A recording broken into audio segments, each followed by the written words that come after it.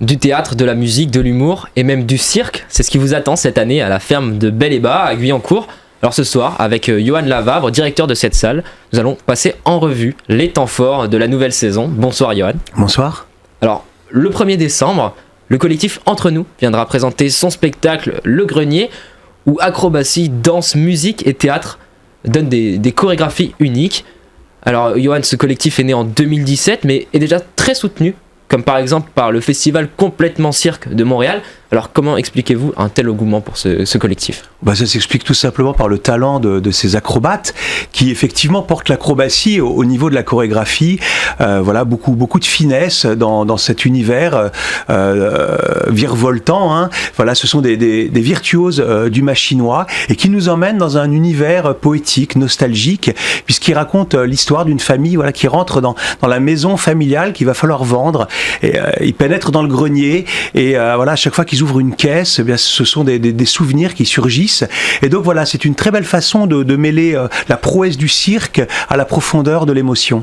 Donc bien sûr des artistes internationaux, suisses, français, canadiens qui ont joué dans des multiples spectacles. La fine fleur de l'acrobatie. Exactement, ouais, les cérémonies des Jeux Olympiques, c'est quand même assez hallucinant, qui seront là à Guyancourt. C'est quand même, ça faut le souligner. C'est un grand plaisir pour nous de les accueillir et puis voilà. Et d'ailleurs comme le spectacle est très récent, hein, c'est pas la création, le spectacle a été créé, mais du coup le collectif va répéter quelques jours avant à la ferme de Bel-et-Bas et pour nous c'est vraiment un grand plaisir de les accueillir cette semaine. Oui. Ensuite, on sait que Ray Bradbury écrivait en Fahrenheit 451 en 1953 et là le 15 janvier 2019, c'est la compagnie Les Arpenteurs de l'Invisible qui vous interprétera sa pièce autour de cette œuvre.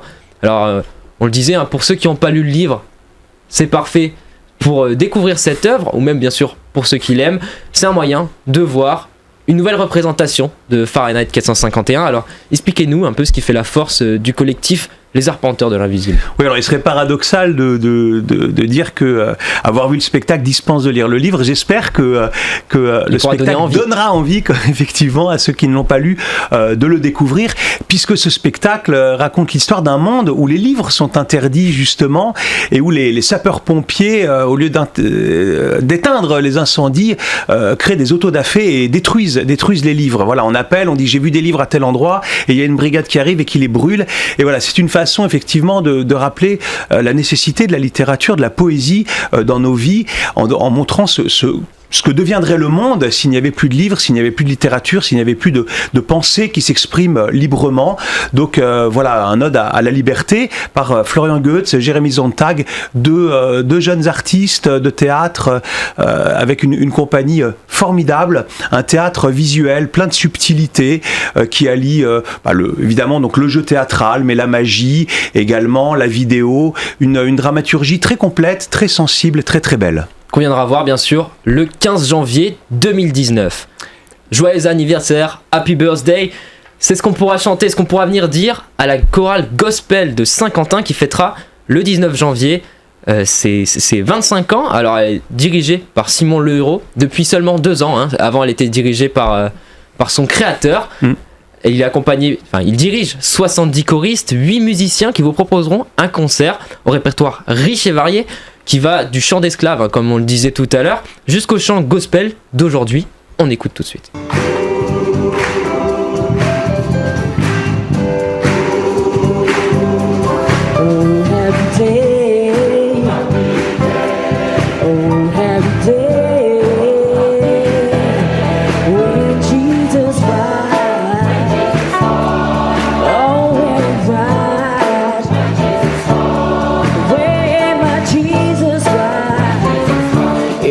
Singing the way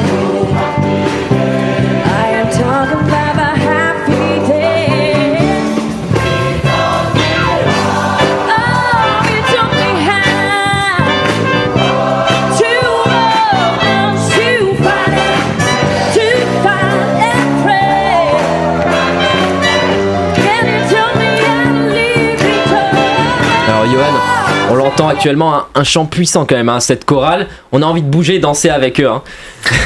Oui, tout à fait. Oui, c'est du gospel. Hein. Et vraiment, c'est une belle chorale emblématique de Saint-Quentin en Yvelines, qui rentre dans son deuxième quart de siècle. Je pense que ça va être un grand moment, effectivement, festif et profond en même temps. Alors, on sait que cette chorale est quand même reconnue. Elle a participé à plusieurs festivals internationaux de gospel. Paris, Chartres et même Stockholm. Alors elle aime partager ces moments avec le public. Oui, c'est vraiment chaque concert de Saint-Quentin Gospel, je dirais un moment de communion entre les artistes et le public. C'est extrêmement communicatif, comme vous l'avez entendu, et on a envie de chanter avec eux, on a envie de danser avec eux, et on peut le faire. Ouais, instigé bien sûr par Éric Barbier, dont on parlait tout à l'heure. On peut le souligner, qui a quand même dirigé la chorale pendant 23 ans, c'est énorme. C'est vraiment un beau parcours et une belle réussite. Ouais. Donc on viendra le 19 janvier pour chanter avec la chorale gospel de Saint-Quentin. Le 19 et le 20 à 16h. Il y a une deuxième séance le dimanche après-midi. Voilà, parce qu'on attend beaucoup de monde sur ce concert. Donc on a prévu 2 séances. Et s'il y a beaucoup de monde, prenez note et réservez vite vos places. Ensuite, les 10 et 11 mai, c'est la jeune troupe de la ferme de Bel-et-Bas qui vous proposera sa version théâtrale moderne du 21e siècle de l'histoire de Peter Pan. Un Peter moderne, bien sûr, qui se refuse toujours de grandir. Alors cette représentation a lieu dans le cadre des ateliers de création. Alors expliquez-nous un peu comment ça se déroule, ces ateliers. Oui, voilà, ça fait plusieurs années en fait qu'à la ferme de Bel-et-Bas, on a constitué une troupe de jeunes comédiens, adolescents, donc collégiens et lycéens. On a commencé cette aventure il y a 7 ans et chaque saison, ils travaillent avec un metteur en scène différent dans des conditions professionnelles. Metteur en scène, auteur, scénographie, éclairage, musique, surtout cette année, où ils seront accompagnés par Isabelle Olivier, compositrice en résidence, harpiste de jazz, qui va écrire toute une partition et qui la jouera en direct. Voilà, le spectacle, lui, est mis en scène par Pascal Antonini, qui est également artiste en résidence. Et on aborde cette année, on a souvent, les années précédentes, abordé des spectacles sur...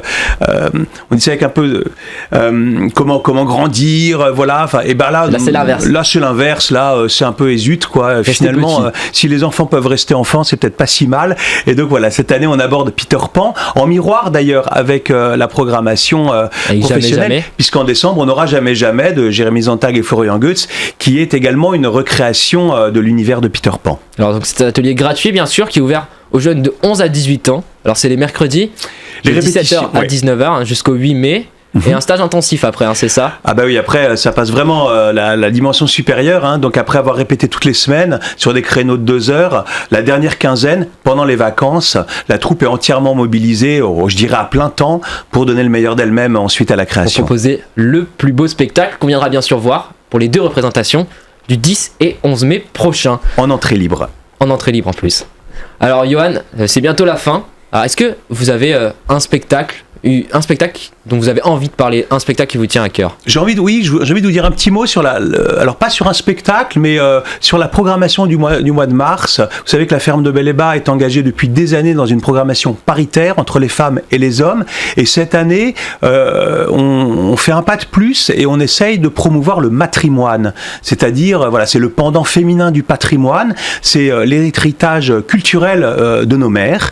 Et donc on a plusieurs spectacles dans la saison sur ce thème, et notamment en début de cycle du temps des femmes, un spectacle étonnant, hymne byzantine à l'église Saint-Victor, dans le cadre du cycle Sacrée Musique, où vous pourrez entendre donc les compositions de Cassienne de Constantinople, première compositrice occidentale de l'ère chrétienne, donc une compositrice du 9e siècle. Et puis il y aura d'autres spectacles, il y aura un bal populaire, un bal guinguette autour du temps des femmes, également Noir de Tania de Montaigne, adapté par Lucie Nicolas, un très joli spectacle, et puis Une cosmonaute est un souci dans notre galaxie, un spectacle qui raconte l'histoire d'une petite fille de 10 ans qui rêve de devenir cosmonaute et qui se heurte au machisme du milieu. Voilà, un spectacle accompagné par la championne de France de beatbox, et puis Les secrets d'un gainage efficace. Là on est arrivé début avril, un spectacle du collectif Les filles de Simone, un spectacle